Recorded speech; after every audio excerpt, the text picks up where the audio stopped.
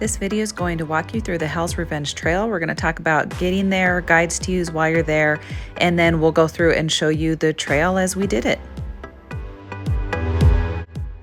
Hell's Revenge is one of the Jeep Badge of Honor trails, one of the mini trails that's in Moab or nearby to Moab. It's in the Sand Flats recreational area, in addition to Fins and Things, which is also in this area. And it's just east of Moab. If you put it in your GPS, Sand Flats recreational area, it'll get you right there. There's an entrance area where you pay a fee, and then as soon as you enter, the trailhead is to your left. Entering the Sand Flats recreational area will cost you a $5 daily fee, and I think it's $10 if you want to have a weekly fee for the vehicle. When we came in, the ranger just handed us this little pamphlet, which is like a little 2-page deal, and it's fine. It shows you the trails, but it's more from a biker's point of view. So we told her we were planning to do some jeeping, and she gave us the more heavy-duty visitor guide. And this is far more detailed when it comes to the actual trails. So you'll have some detail about the area. You'll have a general thing that shows you Fins and Things on the south side. This is only during daylight hours, and then there's a larger loop if you want to do the northern part, and then Hell's Revenge is off to the side here. And then for each of those trails, they have a more detailed map. So we relied on this, and then we also relied on our other guide that we had brought with us and reviewed ahead of time. Here's the one for Fins and Things, and I'll show you the other book that we used.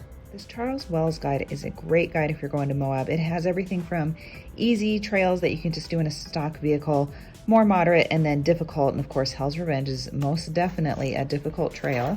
To show you what it looks like inside, most of them are a 2-page spread. So you have some pictures, some overview, and then it gives you the details on the trail and a map.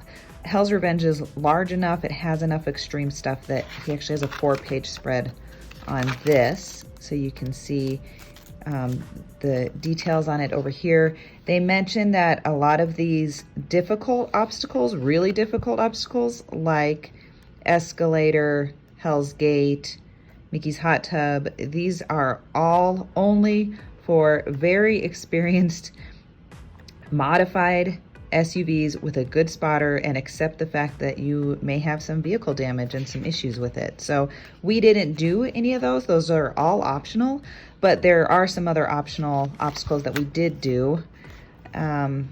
It goes through and it tells you at the mile markers certain things where you're going to continue straight, how to stay on the side or whatnot. But here's an idea of the trail. You have to do this narrow fin when you first come in. And if you do that narrow fin and you say, this isn't for me, I don't care for this, you can come back out the narrow fin that's right next to it that takes you out and get back out the trail. If you're fine with that, you can continue going through this huge steep fin. Some people were bypassing this. We actually go on this one. We didn't do the bypass, but you could do this if you wanted to keep it a little bit more flat. There's a couple of big fins, but this is the one that you can bypass, the really steep, large one. And then as you're heading up these rocks, there's a little bypass over here. The ranger told us to come all the way out to the river overlook, and that would be beautiful. And she may have been expecting that we would have come back out the same way, and we should have done that. But we didn't. We thought we would continue the whole trail because we were feeling bold after doing Fins and Things. So we came through this way. Started running into issues over here as you're heading towards these cliffs and Black Hole, and even teetered the Jeep onto 2 wheels at one point, which was a little terrifying. Decided there's some steep ledges and we weren't sure we could climb it in this area, so we came back around, came down, and then did this cut across over here. You can see the people coming out of Dragon's Tail, which is just right on the side of this huge boulder. They're kind of at a slant. They really have to hug the side of the boulder to not fall off the cliff there. We could see them. We were kind of glad that we did not do all of this. Then we came down and came around the trail here. We could see a motorcycle trying to do Escalator, which is one of the obstacles. We could see the tip over challenge. The motorcycle came over and did this one as well. And then you can continue along here.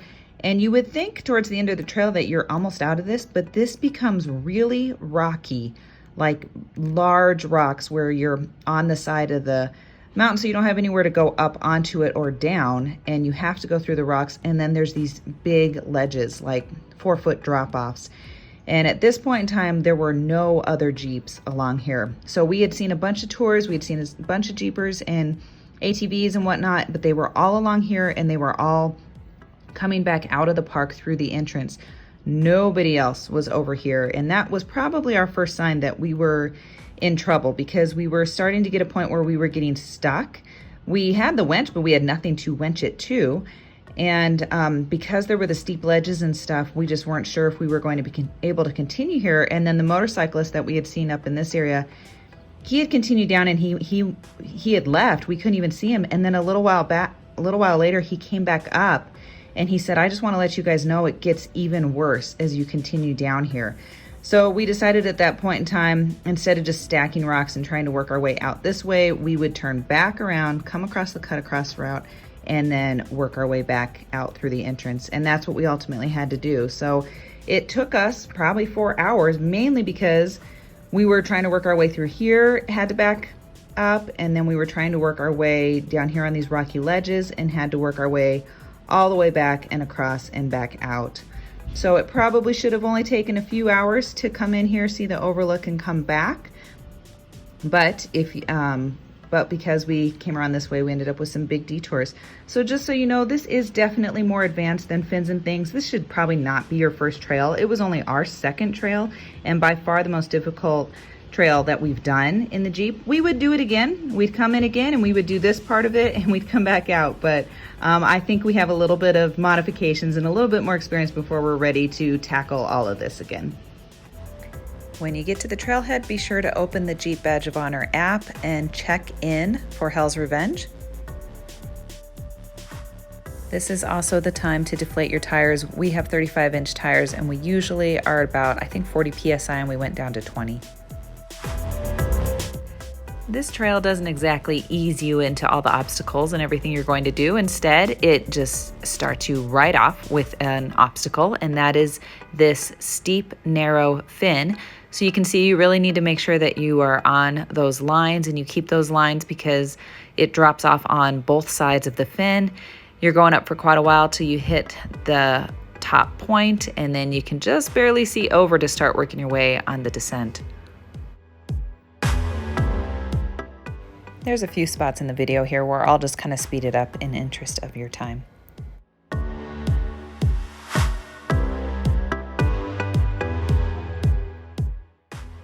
I wanted to get a picture of the Jeep while we were up on this fin, but as you can see, there's no ledge or anywhere for me to step out of the Jeep. So you're stuck in the Jeep until you make your way all the way through this fin.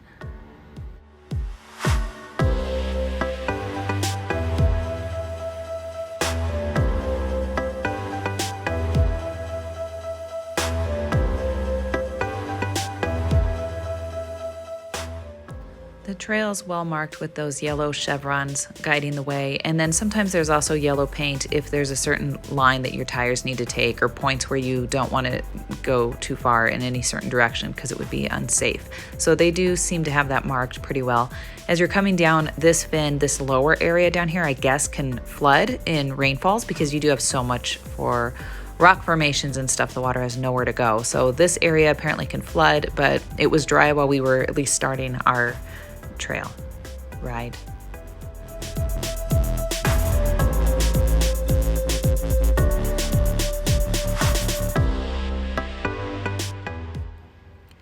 You can see up here that there's some of these points where the trail goes really close to where the boulder is next to you, and you just have to hug next to that boulder and to try to stay on the route.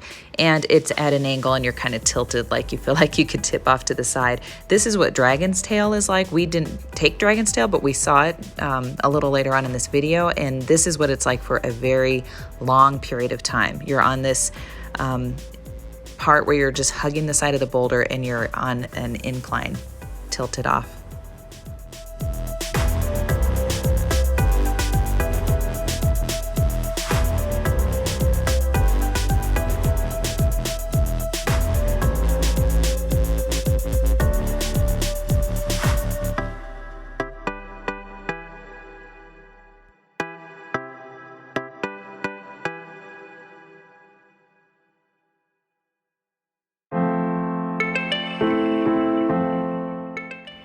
about to be done with the rocks for a while and move into some more sandy terrain as you work your way up to where the dinosaur tracks are located.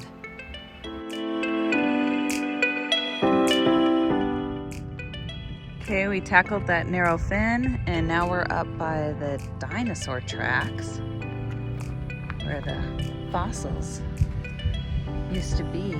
Stolen dinosaur track. Have to read about that. Dinosaur tracks up here though, and check out these views.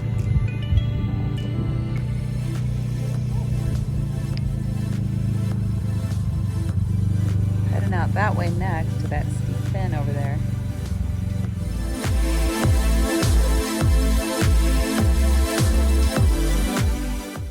So that narrow fin that we first came in on actually has another narrow fin that's right next to it that is an exit route, but and those are one-way traffic, but the rest of the trail is pretty much two-way traffic. So that means at any point in time you might have to kind of pull over to the side and let an ATV by or another Jeep or something like that. So it also means that it's somewhat wide in a lot of the places.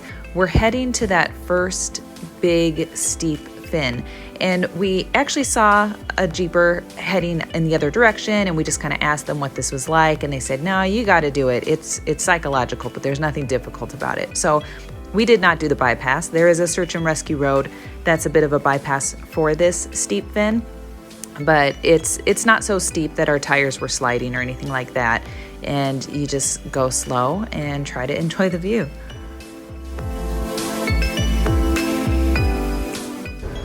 The way that lady was looking at me, that nice lady next to him, yeah, it was almost like, you got it.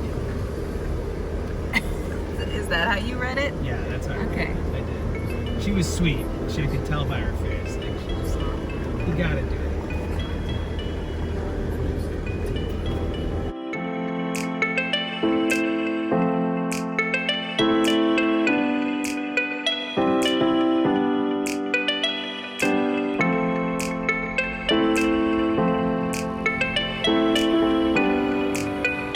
Okay, well, I guess we're gonna have to go because the razors are coming. At this point, I wanted some outside video, but honestly, it's so steep here that I was afraid of walking this. It was almost easier to just take it in the Jeep, even though it was steep. Doesn't look very steep, but trust me, it's steep.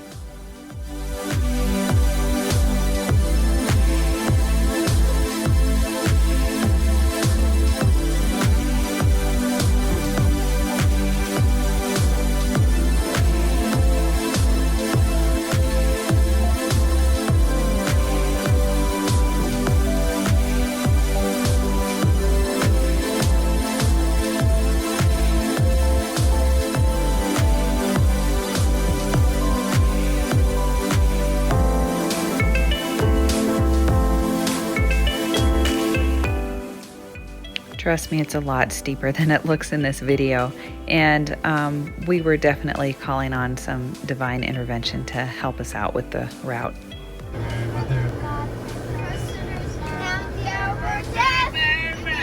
Greta said death really loud, it made me freak.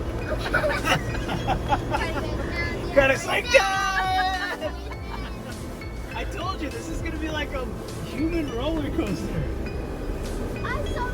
One way to describe it.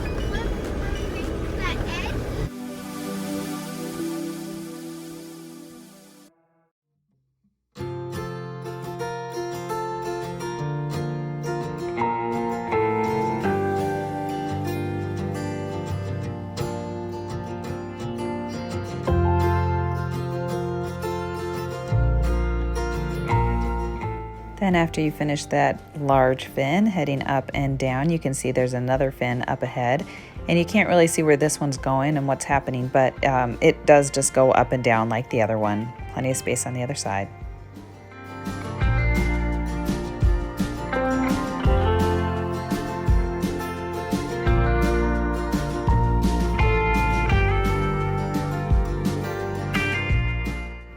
This part of the trail starts to give you a little bit more guidance. You can see that there's some yellow paint here on the ground to kind of show you where you want to make sure your tire lines are clearing and staying inside of.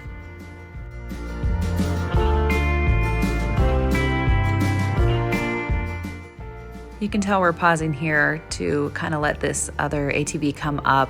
Generally, vehicles that are heading uphill have the right of way, so that's the general rule about off-roading, but sometimes, situation can make it safer for one vehicle to kind of pull over than the other. So just communicate, use hand signals, maybe even, shout at the other vehicle and talk to them if you're trying to get by, and just make sure you know who's doing what before you continue.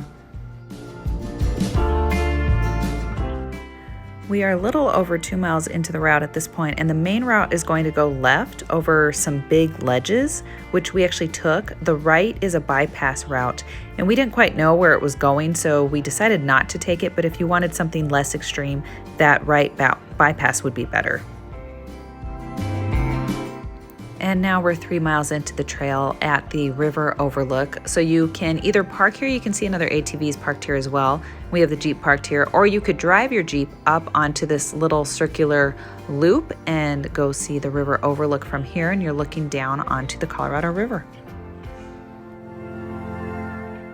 Here's that view from the overlook. Yeah, we're at the river overlook. You can see the line where you're not supposed to cross with your Jeep. Beautiful. Colorado River down there. We decided after this really hot day of 2 Badge of Honor trails that we're going to kayak tomorrow and not do another Badge of Honor. Girls want to get in the water, explore, and see something else. And then back down here from that spot where we parked, to the right is where Hell's Gate is located, if you wanted to do that. At this point in time, we probably should have turned around and just headed back to the front. But instead, we continued on the main trek that takes you out the main exit.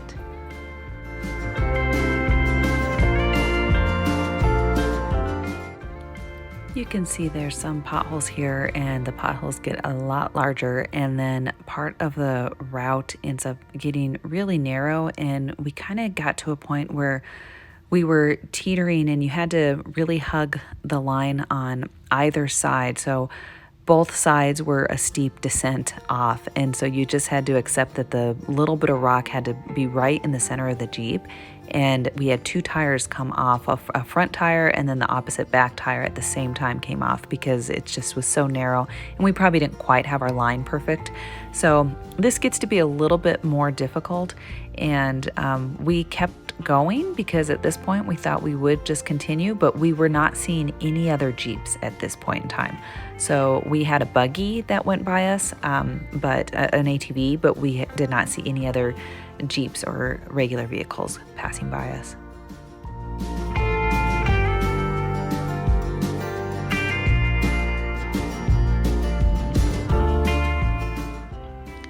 This is at the point where we're coming back. We actually tackled this ledge going up, and we kept going and realized we were going to be getting into even larger ledges than this. And we have a 2.5-inch lift, and you can see how we're just barely clearing this.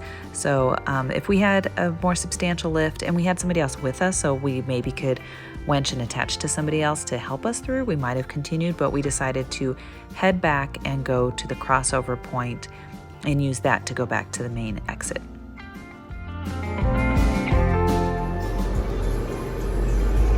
Turn to trailhead, main trail to exit, and that was coming down from Dragon's Tail.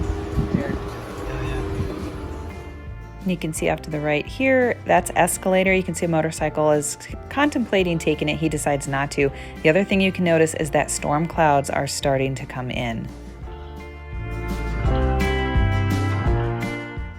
Then we finally got to the part where there's a steep rocky descent, and it actually doesn't look very rocky right here, but what you can't see is that the Jeep is just in a bunch of rocks right now, and there's some areas where we're not necessarily going to have any clearance, so we're having to stack more rocks so that we can keep going forward. At one point we had 2 wheels spinning and we just couldn't get any traction. And then that's when the motorcyclist kind of came back up after having left the park and then told us that he didn't think that we were going to clear the rest of the obstacles if we were having trouble there. So we turned back around and headed out the route that we took to get in here. See, that guy wouldn't have any trouble doing all those ledges and those steep inclines and descents, but we were definitely running into some issues.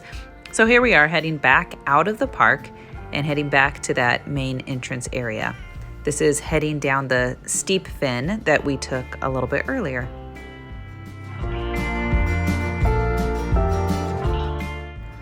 And at this point in time, we've been in here about 4 hours. The kids have felt what it's like to be in the Jeep when it's rocking a little bit over some unsteady ground. And they obviously saw us kind of getting stuck and having to deal with stacking some rocks. So they're not necessarily having a ton of fun at this point. And there's rain clouds coming in. I know people do this in the rain, but I don't necessarily want to be in here on the rain on all this slick rock. So we're just trying to work our way out of this. But we didn't have any damage to our vehicle overall. We definitely ran into some problems where we just didn't quite have enough of a lift or enough of the proper gear to be able to continue doing everything, at least safely and in a way that we felt like we could continue through.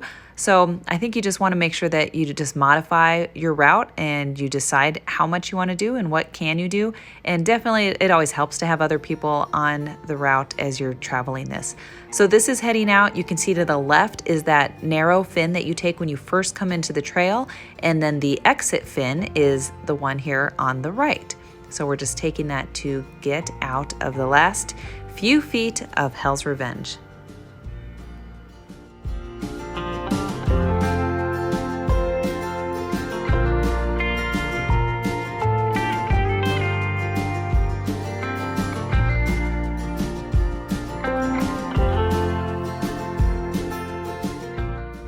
You can see it's a bit steep coming out of that last fin, but nothing worse than some of the stuff you've been on up to this point.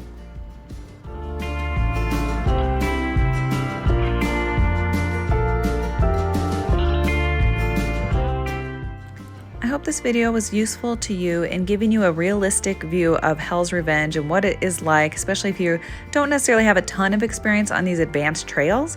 We do have 35-inch tires and a 2.5-inch lift, so we have a modified Jeep, but this is kind of what it was like for us. So if you liked this video, please give it a thumbs up. You can ask us any questions, and you can follow us for more content on Jeeping, RV travel, and national park fun. Thanks!